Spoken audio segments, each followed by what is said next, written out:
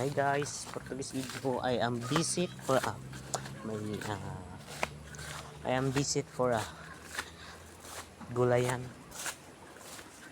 yung tinanim ko nung una. So hindi ko napakita sa inyo.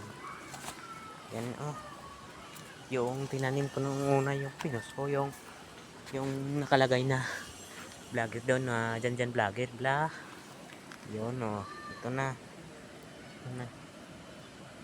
Ito na yung 2 buwan. Malapit na ako makapag-ani sa aking tinanim. Ayan maliit pa. Yun. Ito yung pinakita ko sa inyo ng mga gulay. Ito, may bunga sila. Kasi noong unang pinakita ko, ganito pa kayong kalaki, ganito kalaki.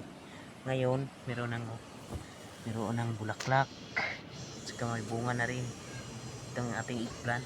Tapos itong yung ating dahon na onion. Ayan. Kung sa Bisaya, sibuyas dahon. Ito yung pinakita ko sa inyo. Ayan. Dito lang yung mataba.